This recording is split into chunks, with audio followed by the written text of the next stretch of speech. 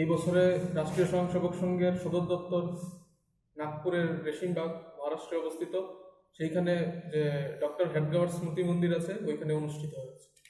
আমাদের প্রাথমিকভাবে সেখানে মোটামুটি 5,000-এর বেশিও কার্যকর্তা থাকার কথা থাকলেও করোনা পরিস্থিতির কারণে আমরা সেটা অনুষ্ঠিত করতে পারি। মোটামুটি 200 মতো কার্যকর্তাকে নিয়ে central working committee member, national working committee member এবং কেন্দ্রীয় যে পদাধিকারী আছেন তাদেরকে নিয়ে সেই অধিবেশন অনুষ্ঠিত হয়েছে। সেই অনুষ্ঠানের যে উদ্বোধন করেছেন রাষ্ট্রীয় স্বয়ংসেবক সংঘের সহকার্যবাহ শ্রী ভাইয়াজি যোশী মহোদয়। তো ওই অনুষ্ঠানে আমরা 200 জন উপস্থিত থাকলেও অনলাইনের মাধ্যমে 1,02,072 জন ছাত্রছাত্রী ওই অনুষ্ঠানে থেকেছেন, সব বিষয় দেখেছেন এবং আমাদের সঙ্গে সক্রিয়ভাবে অংশগ্রহণ করেছেন। তো ওইখানে আমরা আমাদের 2020-2021 এই বছরের যে অখিল ভারতীয় বিদ্যার্থী পরিষদের রাষ্ট্রীয় টিম আছে সেই টিমের ঘোষণা দেওয়া হয়। আমরা গণতন্ত্রে বিশ্বাস করি, মানে ভারতীয় গণতন্ত্র সমগ্র বিশ্বের মধ্যে পরিচিত তার সুষ্ঠুভাবে প্রক্রিয়া পরিচালনার জন্য। সেই মোতাবেক অখিল ভারতীয় বিদ্যার্থী পরিষদেও গণতন্ত্র রয়েছে।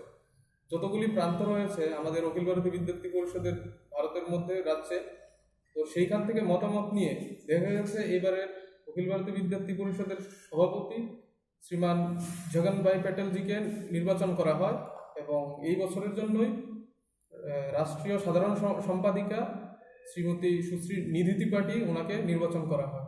তাছাড়াও রাষ্ট্রীয় এবং কেন্দ্রীয় টিমের পদাধিকারীদের পরবর্তী সময়ে ঘোষণা করা হয়, যেটা আমি বলছি। তারপরে আমরা রাষ্ট্রীয় অধিবেশনে কিছু প্রস্তাব ছাত্রদের স্বার্থে, সমাজের স্বার্থে সেখানে ঘোষণা দেওয়া হয়। যেমন নিউ এডুকেশন পলিসি, যেটা ভারত ভিত্তিক হবে, ভারত কেন্দ্রিক হবে। সেখানে পড়াশোনার পাশাপাশি যে ভ্যালু সিস্টেম আছে সেটার উপরেও জোর দেওয়া হয়েছে।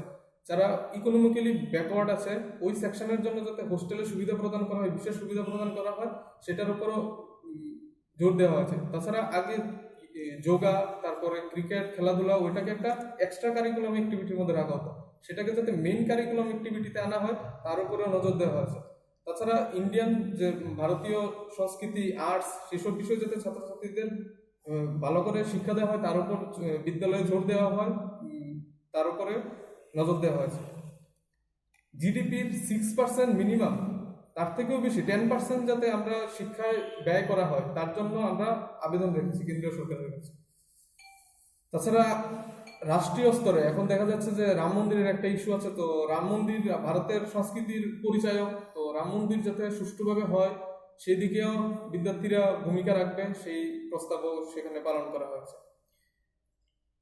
ছাত্রী কার্যকর্তারা যারা আছেন আমাদের, তাছাড়াও যে মহিলাদের উপর যে অত্যাচার সেটা যে দিন দিন চলছে তার দিকেও নজর দিয়ে ছাত্রী কার্যকর্তাদের আমাদের যাতে সেলফ ডিফেন্সের প্রশিক্ষণ দেওয়া হয় সেদিকেও আমরা ওইখানে একটা প্রস্তাব পাশ করানো হয়।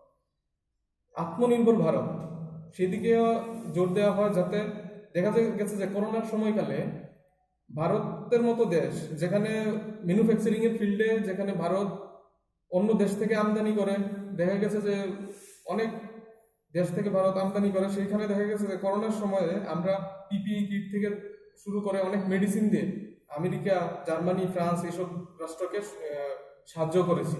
সেদিকে ভারতের বিকাশ হয়েছে, আত্মনির্ভরতার দিকে আমরা এগিয়ে গিয়েছি। তো সেদিকেও প্রস্তাব পাশ হয়েছে।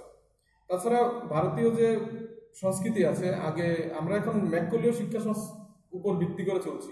আগে গুরুকুল শিক্ষা পদ্ধতিতে যেমন চলতো সেই দিকে লক্ষ্য রেখে আমরা এখন পরিষদ কি পাঠশালা নামে একটা চালু করেছি, যার মধ্যে বিদ্যার্থী পরিষদের যে কার্যকর্তারা আছেন গ্রামে গ্রামে গিয়ে আমরা বলে থাকি যে গাঁও গাঁও মে যায়েঙ্গে ভারত ভব্য বানায়েঙ্গে।